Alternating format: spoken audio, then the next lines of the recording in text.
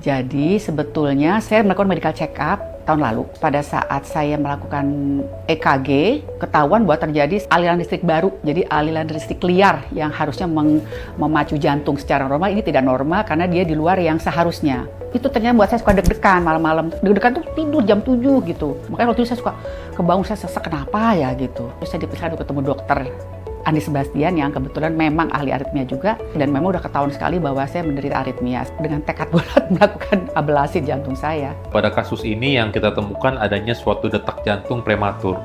Kemudian kita coba lakukan tindakan ablasi 3 dimensi ya pada kasus ini. Tujuannya untuk mencari source-nya yang mengakibatkan munculnya detak jantung prematur tersebut. Kemudian kita berikan tenaga yang kita sebut radiofrekuensi ablasi. Kita harapkan sumbernya itu kemudian bisa tersupresi atau bahkan menghilang dengan sempurna. Kita lihat luka tindakannya kan hanya sebesar luka infus aja. Pemulihan 1 hari dia di ruang perawatan intensif untuk pengawasan aja. Paginya udah pindah, sorenya udah saya pulangkan. Dokter Sebastian orangnya komunikatif. Dia juga orangnya mau diajak bicara langsung, terus dia berikan penjelasan secara yang umum gitu yang saya jadi paham. Dokter juga tidak langsung kok harus apa ablasi, enggak, dia kasih juga pandangan sama kita.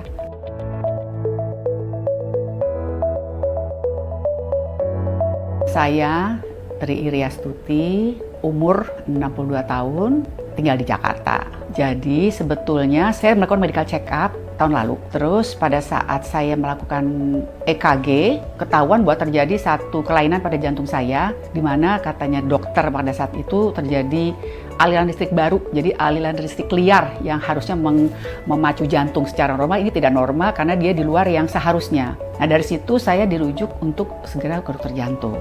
Terus saya diperiksa ketemu dokter Andi Sebastian yang kebetulan memang ahli aritmia juga, dan memang udah ketahuan sekali bahwa saya menderita aritmia. Saya juga belum tahu tuh aritmia tadinya apa. Ternyata dijelasin oleh dokter pada saat itu bahwa itu aliran listrik liar yang ada di dinding jantung yang menyebabkan nggak menentu gitu. Kadang naik gitu, kadang itu ternyata buat saya suka deg-degan malam-malam. Deg-degan tuh tidur jam 7 gitu. Lagi tidur. Makanya waktu itu saya suka kebangun, saya sesek kenapa ya gitu. Jadi aneh, justru datangnya bukan pada saat sedang aktivitas berat. Tidur tiba-tiba gitu sih, kenapa sih deg-deg gini? Kecuali berdebar kita olahraga, berdebar kita tiba kaget ngeliat sesuatu kan sesaat aja. Nah ini berdebar yang terus-terus tanpa kita bisa tahu gitu karena apa faktornya, ternyata memang tanda kelainan, ya udah. Terus di holter sama dokter pada saat itu, 4 bulan kemudian baru kemarin ini saya periksa lagi, dicek lagi sejauh mana efek dari obat untuk menahan aritmia itu.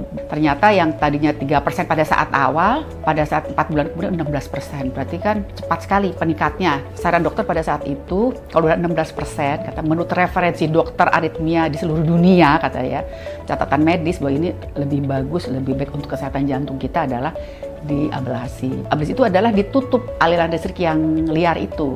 Jadi ditutup semuanya untuk supaya hanya aliran listrik utama yang selama ini memang seharusnya ada di jantung kita itu yang tetap ada. Saya tanya proses seperti apa, dan nggak apa-apa, kata ini prosesnya seperti lakukan kateter, yang dicari adalah aliran listrik liar yang di sekitar jantung. Ya udah, saya akhirnya dengan tekad bulat melakukan ablasi jantung saya. Nah, lukanya kecil di sini dan sekarang udah selesai saya kan. Pemulihannya cepat, udah darahnya pulang. 1x24 jam bisa. Pada kasus ini yang kita temukan adanya suatu detak jantung prematur. Untuk gejalanya, detak jantung prematur ini bisa bervariasi dari pasien ke pasien. Ada yang bergejala seperti rasa detak berdebar, seperti rasa detak tidak teratur, atau bahkan seperti sensasi seperti jatuh atau turun dari roller coaster atau henti jantung sementara ya. Nah itu yang bisa mengakibatkan rasanya seperti itu. Kemudian kita coba lakukan tindakan ablasi 3 dimensi ya pada kasus ini. Tujuannya untuk mencari source-nya atau sumbernya yang mengakibatkan munculnya detak jantung prematur tersebut.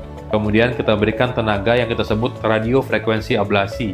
Kita harapkan sumbernya itu kemudian bisa tersupresi atau bahkan menghilang dengan sempurna.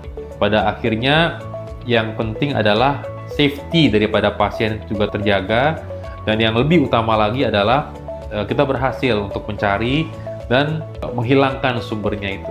Kita lihat luka tindakannya kan hanya sebesar luka infus aja. Pemulihan 1 hari dia di ruang perawatan intensif untuk pengawasan aja. Paginya udah pindah, sorenya udah saya pulangkan. Dokter Sebastian orangnya komunikatif, jadi makanya Saya tanya-tanya seperti apa, terus dia juga orangnya mau diajak bicara langsung, terus saya juga nggak ngerti, tapi sih dia ngerti, dia berikan penjelasan secara yang umum gitu yang saya jadi paham. Dokter juga tidak langsung kok harus apa ablasi, enggak, dia kasih juga pandangan sama kita. Yang pertama adalah bukan masalah ablasi, cek ke dokter jantung aritmia khusus kalau udah punya riwayat aritmia. Lakukan cek, lakukan terus, nanti kalau memang udah perlu lakukan, nggak usah ragu, lakukanlah tindakan ini gitu.